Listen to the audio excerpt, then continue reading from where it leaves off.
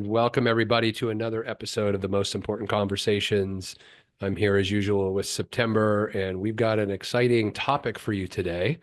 I don't really know how to frame it, September, what we're talking about. I could say the importance and power of being offended. That's an interesting way to frame it. Yeah, it would be. Um, uh, Well, I and mean, it's all well, around the new year. It's like we all set these expectations within ourselves. I don't know all of us, but in, majority, it's common to hear people say, "Oh, I've got New Year's resolutions," or "I've got new goals for this year." But I mm, feel like, we talk a lot about the inside of us needs to change in order for the outside of us needs to change. And one way of becoming aware of what we can change or work on and become aware of is paying attention to those elements that offend us. That if somebody says something that's offensive, poke at it. What's that mean? We were talking about this before we jumped on the call about you saying, I want to offend people because it stimulates something. What I can't work with is indifference. mhm. Can you say more about the difference of what that feels like, the contrast of being indifferent and having offense to something that's being said? Yeah, so I feel like we live in a world, and everyone listening and watching, think about this from your own perspective, but we live in a world where we either want people to like us and validate us, or at least be indifferent to us. In other words, like cause no harm, right? It's like, don't bug me, don't interrupt my perfectly balanced life. If you don't like what I'm doing, you know what? It's what our mothers used to say. If you can't say something nice, don't say anything at all, right? So it's either nice or indifferent, neutral, nothing. But there's so much noise out there right now. There's so many talking heads. There's so much bad information that is popularized. And I feel like there's a power in being able to emotionally connect with another human being, whether that's an emotion of happiness and joy and aliveness from that perspective, or whether it's anger and pissed offness and frustration. So when I say that I would rather have someone be indifferent to or not be indifferent, I'd rather have someone be angry and upset and offended. It's because at least they're emotionally engaged and activated. So in your own life, if something offends you, if something angers you, you're activated. And so this is actually a seed of creativity. It's like the beginning of something you can take action around. There's no action required to be neutral, mediocre, indifferent, tepid, whatever these words are. So actually, I disagree with our mothers. And I think our mothers should shut the hell up because, and I hope all the moms are offended because now I've got your attention and we can work with that. I So mean, I this is, kind of am because I just told somebody last week, if you don't have anything nice to say, don't say anything at all. well, there you go. All you did was just encourage more mediocrity, Yeah. right? So actually, no, I disagree. If you can't say something nice, say what you fucking think and piss them off because that way you're engaging, right? Now, how do we engage though from a place of creativity versus just lashing out from an ego? That's more the conversation to have. So what I want to do is, and what I try to do is work with people to use their pissed offness, their anger as an activator. I thought I'd turn this off as an activator for transformation, for your own transformation. That your anger has a root. Okay. So don't just be in reaction to the anger part. That's surface level. Okay. That's the emotion. Your emotions are trying, we always talk about in emotional sobriety. Your emotions are trying to teach you something. There's enormous wisdom in the emotions. So when I'm experiencing the emotion of anger, there's something for me to look at under that. Very similar to what, when we talk about in whole life architecture in the program, complaint, right? So complaint is a powerful transformation tool. When you catch yourself in the middle of a complaint, there's an opportunity for you to get curious and inquire, like, why am I complaining about this thing? So what is the belief system under the complaint? What is the expectation under the complaint? Does that belief system and expectation align with who I am, or is this a learned condition thing? And the complaint is pointing to something that's out of alignment for us. So it isn't actually ever about the other person. If I say something that pisses you off, it's not me, and I'm not responsible for your emotions. You're responsible for your emotions. If I say something that pisses someone off, my encouragement to them is to get curious as to why did that piss you off? Did I touch a spot that is sensitive and true? Is there a truth that you're in reaction to? Is that why you're angry? Because there's a truth? Usually it is, because we're all a projection with each other of our stuff. So if I say something to you and you get angry, it's because what I've said may not be absolutely true. Maybe it is, or maybe just kinda, but there's something for you to look at. It has nothing to do with me. So I can work with people who are angry and happiness as well. Joy and anger, those two contrasts are where creativity and magic can happen. Indifference, nothing can happen. Well, I can understand this conversation. If you were having this conversation with somebody who's been in the process of understanding emotional sobriety and working on themselves and becoming aware. Unfortunately, there's a lot of people that are asleep to that. They're not aware of themselves. They're not Mm-hmm. aware of themselves. You call it a walking reaction. And Mm-hmm. so, what is the doorway into that? If you have somebody that's not aware, they're not aware of themselves. They're just constantly reacting. Oh, that guy's an asshole. He pissed me off. He did this to me and did that to me. A victim of circumstances, a victim of life. And it would be great if we could say, well, no, sit with the anger. Let's feel with that. And that's just people who don't have the ability or the level of self-awareness or a certain level of emotional intelligence or emotional sobriety. We can call it all kinds of different things. That the conversation usually just stops. It ends right there. And it can ignite some ill behavior out of somebody because they don't know how to deal with the reaction. And then you've got to deal with the backlash because somebody doesn't know how to deal with their own emotions. How do you navigate through something like that? Well, first of all, you don't run away from the reaction you're going to get from them being angry, because that's the engagement. That's the beginning of the engagement. What'll usually happen is the person who gets angry will pull away at some point, right? Yes. Because Yeah. it becomes too much for them to be with, because it's Mhm. too fucking true. And so what I do is I'm not attached to when this person has the awakening. It might be 10 years later. They might leave that conversation and think, man, that guy's an asshole. Fine. But I've had experiences where people have said that to me. And then years will go by and I'll get a phone call. Hey, remember when you said blah, blah, blah, blah, blah, blah, blah? And it's like comes out of the blue. Like I'll never forget this one call. I was sitting in an airport and I hadn't talked to this guy who was a friend of mine, got pissed off because of a truth that I was chatting with him about. He got angry. He wouldn't call me, wouldn't answer the phone. That was the end of it, right? And it was like 7 years or something, 6 or 7 years had gone by. And I just randomly get this call while I'm waiting at the airport lounge. Holy shit.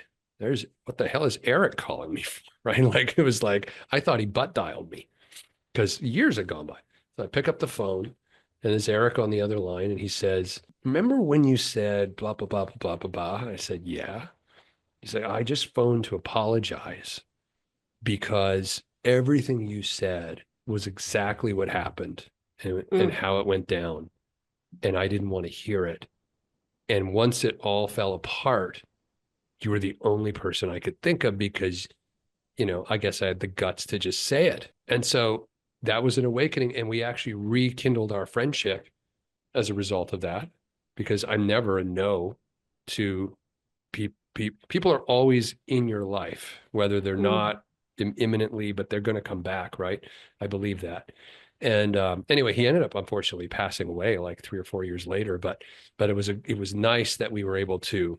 That's just one example. So sometimes if you say something and it offends them, the attachment that we have to work on, if we're the ones saying the thing that offends mhm, someone, is the expectation that we're going to get a transformation or some resolution imminently. Often it's not. Often, sometimes we're just the seed planter.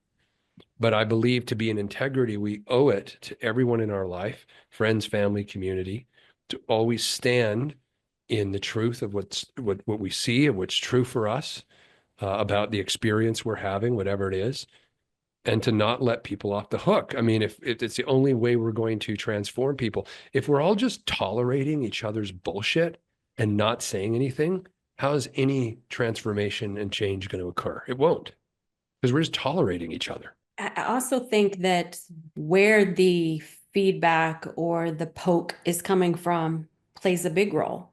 Yeah, There, figure your sources. Would you really take advice from this particular person? sure. How can you use discernment in that? Like I feel safe in coming to you, Chad, because I know that you're going to tell me what I need to hear, regardless if it's what I want to hear. You're just going to say it, but you do it in a way that is very graceful. You don't, it never feels nasty coming off of you, not ever. Even some of the hardest things that you've said. It always feels like you're doing it from a place of genuine care and love, that there's a frequency of love in what it is that you're delivering. And sometimes we can say things like in our intimate relationships, we can say something that may be something that needs to be brought to the surface, but it's how it's being delivered and how it's being said and the place in which we're coming from that we say it. And so what is the play or the emotional sobriety role in the delivery of sharing and bringing to the surface what needs to be brought to the surface? Yeah, well, so there's two things to that. One is this is where the intention work that we do comes in. So my intention is liberation. So all of my communication to anybody is coming from the intention of wanting to provide people a path and a container for their liberation. Liberation from what? Liberation from their conditions, liberation from their emotional insobriety, their reactiveness, liberation from their operating from a place of being a victim, Mm, liberating them um, from the trauma of say past experiences that have now got them so wrapped in fear that they're afraid to act. mhm, um, so ultimately the intention of liberation is to release somebody from the chains. Now a lot of us could get very addicted to our chains, the conditions, our attachments to how life is supposed to be, our attachments to who I am in this life, my identity. We're in a big identity moment right now where people are doubling and tripling and quadrupling down on this is my identity. Identity is not something you are, it's something you create for yourself. We always use the Ram Dass metaphor because it's such a good one of the spacesuit. We're all walking around in spacesuits, which is our egoic identity. It's the thing that other people see us as and react and respond to. But there's someone in the spacesuit, right? Which isn't the spacesuit. And so, liberating people from the spacesuit so that they can, that most people's sort of egoic spacesuit or identity is something that was formed so young in their life, maybe in their early teens or late teens or something. And then they just play that out over and over and over again throughout the rest of their life. But who has self-awareness as a teenager? Very few people, you know? And so it's an opportunity to liberate people from a construct, an egoic construct, an identity that isn't serving them. How do I know it's not serving them? Because they're not joyful. They're not exuberant. They're not an active creator of their life. They're simply just consuming other people's ideas, what people think about them, consuming sort of the routinization of life. And that's why they get pissed off when I point something that would liberate them, because it's going to require effort. It's going to require discomfort. It's going to require honesty to actually address that thing that we've all had this experience that we've carefully constructed a cell around in our life to avoid ever having to talk about that thing. How dare you say it? How dare you say it? I've had this thing hidden for 25 years. God damn it. And now you're talking about it? How did you get in that room? Anyway, how do you know about that? It's like people are in that. yeah, yeah. So intention is one thing that is important, and then delivery, as you were saying. But of course, intention begets your delivery. So, like, Mm, if my intention is to defend my ego, my delivery is going to be very defensive, mhm, and mhm. and and and it's going to be accusatory. to you or someone else. If Mhm. my intention is liberation, then my delivery is coming from a more wholesome, authentic place. I'm actually coming from the place of wanting the highest good for you. And that thing you've got trapped in the cell in the basement of your being is fucking holding you back. And you obviously don't want to look at it, but because I'm taking a stand and holding space for your highest potential, I'm like the person coming in and saying, "But shit, you got to fix this shit up. It's all broken. You can't live a full, whole, complete, powerful, non-victim life with that thing. How dare you point that out to me?" Right? So so it's intention and that affects your delivery. And I think that's what you're experiencing or referencing. Yeah, for sure. And, just as you were listening, my intention has always been clarity. It's just clarity. That's been a gift that I deliver um, in readings. It's something that I really thrive off of. I about, let's see, 20 something years ago, I had a friend, it was actually a client who had told me the path to clarity is never an easy one, but it is the most rewarding. And there Mm-hmm. was something about when he said that, it clicked for me. And that point, that moment, that sentence right there was one of the most pivotal moments in my life I can look back on. And I'll never forget his words. Mm-hmm. And clarity is the gift. And so as you're talking about, you are comfortable in the space of offending people because it can open something up. I have learned that the stove is hot, so I'm not going to touch it again. When I'm direct, and I tend to be very direct, and that in and of itself can be very offensive to some Yep. people because I just call a spade a spade. Let's just call it what it Yeah, is yeah. and work through it. And the offense is so bad that I never hear from that person, or they have they don't want to be near, or they don't trust, or I don't even know what it is that they're going through. I don't understand it because I feel as if I want somebody to be direct with me. I want someone to point out to me what I can't see. I want that. And so I feel as if it's a gift to give to somebody to say, are you aware that you are massively in your own way? And here's how Mm-hmm. you're doing it. And then there's the shutdown and then the distance that happens within my experience. So Mm-hmm. because that's happened so much in my life, I've learned to just be neutral. Yeah. Don't say it unless it's asked for, and kind of be more well-mannered is probably a way that I would describe it. Did you ever have in your journey of learning to do this, did you have moments where it was uncomfortable offending somebody because you are sharing an obvious truth that can deeply help them? And how did you deal with that? How did you navigate through that if you did? Well, first of all, I think you said something important, which is, you know, the intention here is not to just walk around and point out everybody's shit. Absolutely not. There has to be an invitation from them, an opening, a curiosity that can take place in a dialogue. You have to read the room, right? Um, to the extent that you can. And so, but I'm saying is it's not about saying something nice or not saying anything at all. Um, I would actually say if you can't speak the truth, then say nothing at all, whether it's nice or not nice, right? Like I there's love nothing to that. say unless there's something to say.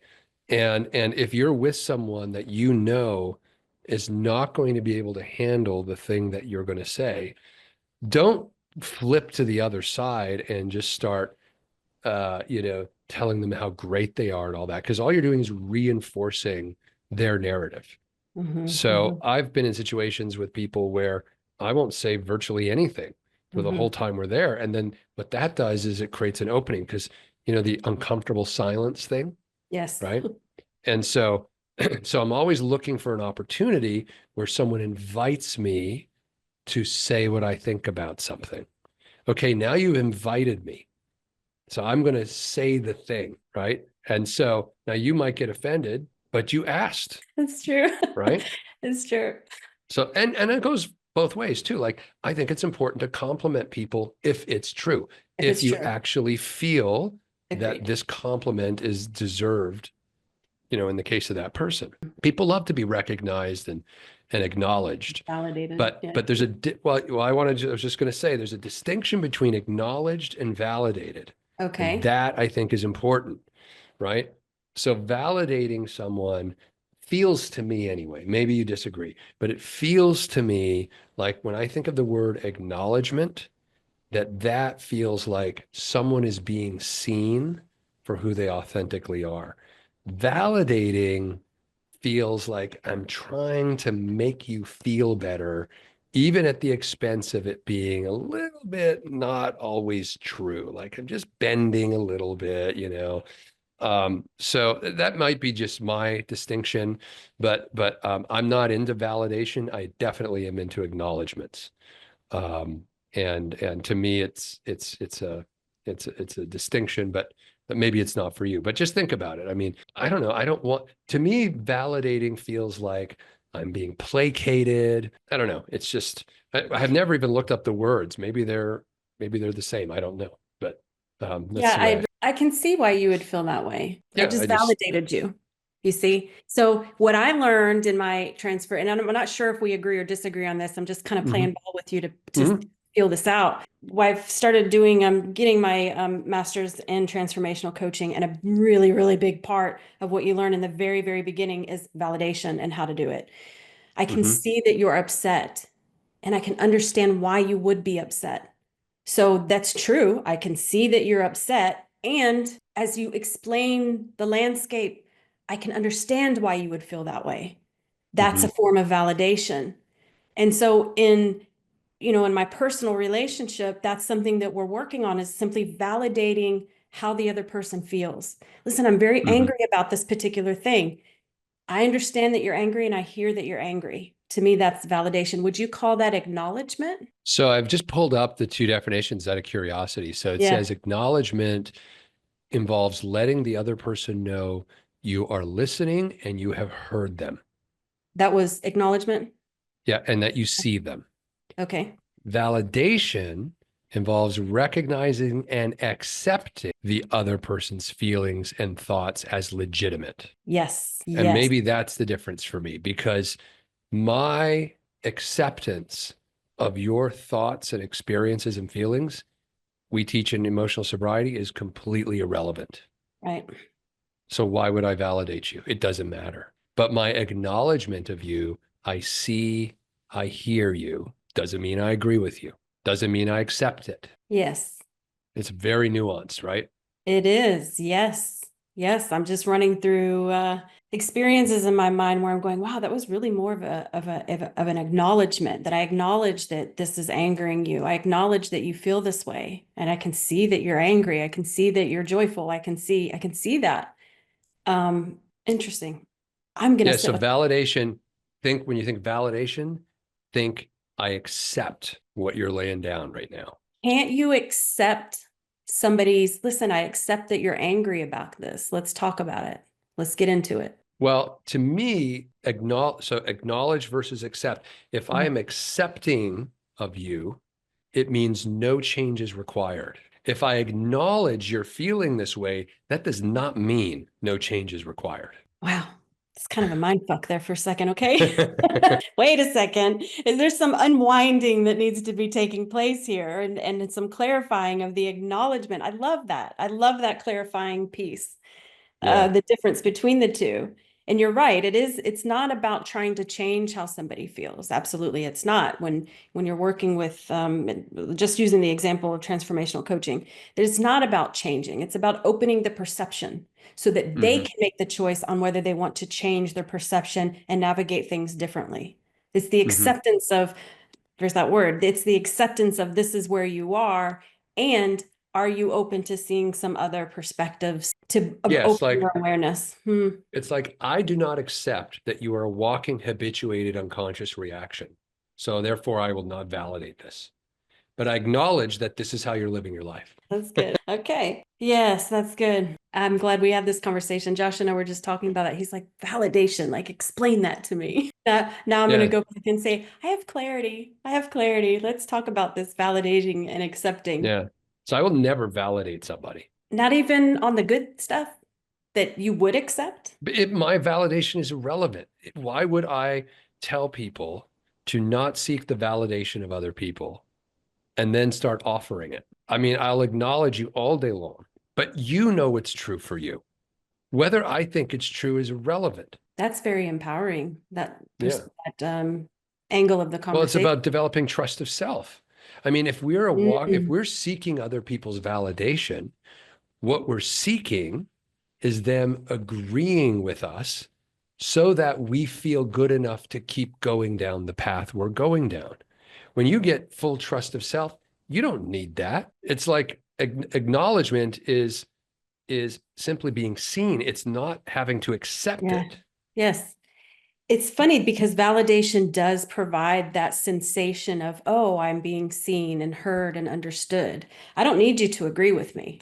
And that's something that I would say too. So this idea that what I'm seeking is validation is not accurate. I'm really seeking acknowledgement. And from your perspective, Chad, is that healthy to seek acknowledgement from those around you to No, in I order wouldn't seek it. process? I wouldn't seek Okay. it. And it's important, meaning we should all acknowledge each other and we should all not be seeking it. Because as soon as you seek it, you're attached to it happening. Now you've given your power away. Sometimes I feel like I need to have some sort of validation or acceptance in order to help me to continue processing what I'm processing. Am I crazy for seeing it this way? Am I seeing it the wrong way? Like these types of things is what I look for in acknowledgement. Like I'm very upset by this and I feel this way over it. Having that acknowledgement of like, yes, I can see that you're upset and I can understand why you would feel that way almost releases something inside of me that allows me to continue to move forward. Otherwise, I'm stuck in the, am I wrong for feeling this way? Should I not be feeling this way? Is there something wrong with me? There's that internal dialogue that happens. And so it just feels like somebody's kind of just like helping me up the ladder a bit when I get that validation or I receive the acknowledgement. Yeah, I know it gives you that experience. It does. But I'm Yes. saying that when you fully get to a place of self-trust, you won't require it anymore. Okay. Yeah. So there's certain categories of my life where I do have that, where I don't really give a Yeah, shit you're what just, about and I'm me not or making this, it that, and the wrong. other. It's where Yeah. you are on the journey. Sure. But eventually what's going to happen is you're not going to seek the acknowledgement because In you're going all to areas. eventually, if you work on them, Sure. right? Because you're just going to be a knowing. You Yes. were just going to know. Yeah. Yeah. Yeah. There's a great scene. There's a great scene in Pulp Fiction. Have you ever seen that movie, Pulp Yes. Fiction? Yes. Yes. Right? Classic. Quentin Tarantino, he plays his own like a character. And remember that the dead guy's in the trunk and they bring him to the house and they have to call the wolf, I think it is, or whatever. Anyway, it's Quentin Tarantino's house. And Samuel L. Jackson and John Travolta are standing in his kitchen, and it's the morning, and they've just driven up with a dead body in their trunk, and they're in there trying to figure out what to do, right? And Quentin, the only thing he can think of is, oh my God, these guys have just showed up to my house with a dead body in the trunk, and my wife's going to come home. What am I going to do about this? And Samuel L. Jackson, so, Quentin offers him, you guys want some coffee while they're talking and figuring out what to do. And Samuel L. Jackson acknowledges, okay, Quentin Tarantino for how good his coffee is. Right? He's like, damn, this is good coffee. And Quentin interrupts him and says, I know how fucking good my coffee is. I'm the one who buys it. Right. In other words, shut Yes. the fuck up. That's not what we should be talking about right now. Yes. Right. Yes. So this is an example of kind of metaphorically, I Mm-hmm. don't need you when you get to a place of total knowing and Yeah. self-trust of yourself. I don't need someone telling me how good my coffee is. I don't need someone telling me how good my speech was, how good my book was, how good my whatever is. I know because I did it. Let's Yeah. talk about something more important. Yeah. Yeah. So you Well, won't need it.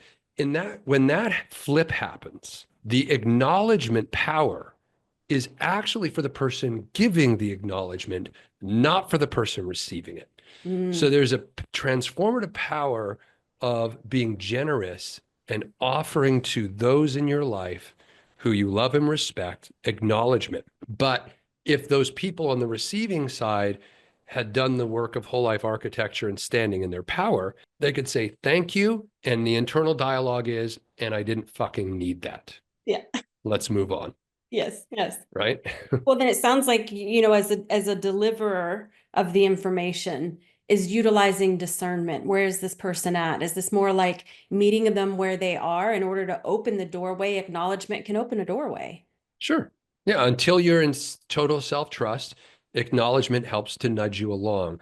But my encouragement and invitation to you and everyone listening is, what if you didn't need that? That's so insightful. I can just looking at my own life and saying, okay, where are the areas that I still feel that, because I don't need validation in all areas. I really don't. In some places, Validation or acknowledgement? aha. Yes, validation or acknowledgement. Acknowledgement. Yes, acknowledgement. I got to change my language now. So the acknowledgement, there are some areas where I still feel that I need some acknowledgement. And I look to you for that sometimes. And especially in my career, my professional life, there are some things that when I hear the acknowledgement, it does give me a boost of confidence of like, okay, I got this, I got this. And it really does help to build that self-trust. And then Self-trust. there's some areas of my life where I'm like, thank you, but I don't care what you think, or that I'm good where I'm at. I don't need any acknowledgement or validation or anything. But so, you talk about the complaint Yeah. and utilizing the complaint to help identify. And we can also use the where do we feel that we need to have acknowledgement on a particular topic or subject within our life as an indicator to look at that and say, why do I feel that way? Well, because I don't have full self-trust in this particular area. So Yeah. then with that awareness of, okay, I don't have full self-trust in this area, then what do you do? From there, like, okay, I've got the acknowledgement. Now what do I do? How do I build Areas where, muscle? well, areas where you don't have self-trust means you just need more experience in that area to have the experience of yourself developing competency and your abilities. Self-trust is directly correlative to the level of competency you have experienced yourself being able to deliver, right? So the competency of Quentin Tarantino making good fucking coffee was at the peak. He didn't need anyone to say this is good coffee. He bought the special machine. He bought the special beans. He's done the work behind the scenes to make the best fucking cup of coffee, right? So the competency is locked in. He didn't need to hear it from anyone. The best cup of coffee for him, or the best Yeah. cup of coffee for him and the people that give him feedback that it's great coffee. Well, and he doesn't need the feedback. And if they don't think his coffee's great, He doesn't then care. he doesn't care because he's in self-trust. It's great for him, and that's all that fucking That's all matters, matters. Yes. Yes. Well, now right? I use the word feedback. So how does feedback play into all of this? Because I think feedback is incredibly important. Is Well, having it feedback. depends. Yeah, I would do, so do you ask for the feedback, or do just people give it unsolicited? So if you're asking for feedback, it's not acknowledgement necessarily. You might be asking like, did I do this correctly? Can I This is improve good. this? Right. Um, but did I do this? Like, if you're learning how to fix cars, like as a car mechanic, Mm-hmm. you would ask a superior for feedback as to whether I put this on right. Right. But that's not really acknowledgement. Right. Acknowledgement is more like, hey, Jimmy, you're like the best car mechanic ever. Right. Any cricket. You know? Um, and Okay. and if Jimmy knows he's the best car mechanic, he would say the same thing Quentin said. I don't need you to fucking tell me that. I know I'm the best I already goddamn car know. mechanic. Yeah. Yeah. But if Jimmy is looking for feedback for where he can improve, that's different than an acknowledgement, right? Feedback is like, where can I improve in this area? It's like, yeah, you got this area perfect, but you Mm-hmm. still need some work over here. But Mm-hmm. that's not an Mm-hmm. acknowledgement. That's just like, No, but feedback, it does insights. have a very similar sensation that Yeah, because these I'm are very thinking of, nuanced. yeah, yeah, it's the very fine lines because I've asked for your feedback before on things and you've given me good feedback. This is good. This is what you can do better. And the parts of acknowledging what is good does feel like an acknowledgement, and it does boost the confidence inside me to go, Mhm. okay, I'm on the right track. I got this. Yeah. I'm going to keep Yeah, going. sure. And again, I'm not making acknowledgement wrong. I'm not Sure. saying on this podcast that nobody should ever benefit from acknowledgement. We all will until we don't need it anymore. That's when we develop full self-trust. When we don't need it anymore, we have full self-trust. And You so know I'm what not else? making it wrong. What Yeah. else ties into the whole full self-trust aspect of it, and I think it's fundamental, is being very, very clear on what it is that you want. what type Totally. of coffee makes you feel the best? You talk about your coffee routine and how Yeah, you yeah, set that up for yourself, and getting clear about what you really want. That way that when you do the work in the background to deliver the thing that you really want for yourself, to me that feels like kind of the anchor to self-trust. I'm clear that sure. this is what I want to create for myself, and I really don't need anybody's opinion on what I'm creating here because I'm doing it for myself. That's And right. then having the feedback to say, oh, this also helps that person. That feels good. And having Hmm. the acknowledgement of like, wow, this really made a difference in my life. That's awesome. What a great byproduct of me creating the thing that I really desire for myself and being clear Hmm. about that. What do you really Yeah, want? yeah, yeah. So just to sum up, we don't validate, we Oh, acknowledge. yes. Eventually, the person we're acknowledging won't need it if they're doing the work to get to the level of self-trust where they just know what they know, what they know. And to your point, they need to know who they are in order Yeah. to make sure they're on the path. And once they know who they are, they need to set an intention that becomes that point that they can always reference and make sure that they're not going off their path. And if they stick with it, eventually they'll develop a level of self-trust where the acknowledgement might be nice, but it's no longer essential. It's no longer needed. You'll know because you won't get a lift from it. Mm, That's when you know you're past the acknowledgement stage. In which case, it's not that true. you need to tell people to stop acknowledging, because Yeah. that's when the flip happens. There's a transformative power in the acknowledger as Mhm. well, because it's teaching you to see the goodness and greatness and competency of other people. So you're not trapped in your own egoic state. So acknowledging will always happen. It's not a problem, but you'll know that you've reached self-trust when someone acknowledges you in an area and it has zero effect on you. That's Zero effect. awesome. Yeah. That's awesome. I felt that. There's a lot of things that I felt that around, but I just kind of brushed it off and never looked at it as like, oh, I've reached this place of self-trust. Yeah. Never saw it that way. Just saw it Yeah. as, okay, cool, thanks. Yeah. Just move on. Yeah. Yeah. Oh, Like someone going up to Beckham as a soccer player and saying, "Man, you're amazing." It doesn't even affect him. He's yes, of like, course. "Thanks." Thank you. Yeah. Like, That's it. but really, I don't fucking care what you think because I already know I'm the Hmm. best, Hmm. right? Yes. And I know it not because it's an ego defense shield. I know it because I've mastered this. I've spent years of my life playing this game. I've put all the time and the effort and the training in. I've done all the work. I've overcome all the limiting beliefs, my own stuff. So there's nothing you outside can tell me that I haven't already wrestled from. The only people who get the lift from acknowledgement are people who are still in training. Once you've Yes. mastered it, it doesn't matter. That's it. That's the insight. That's Yeah. what you do next. Wrestle with Yeah. it. Work on yourself. Bring things to the surface for yourself. Yeah. So Navigate if you're through still it. getting the lift, Yeah. you still got work to do. More work to do. Yeah. Yes. Beautiful. Mhm. Wonderful conversation. I think so. Thank you. All right, everyone.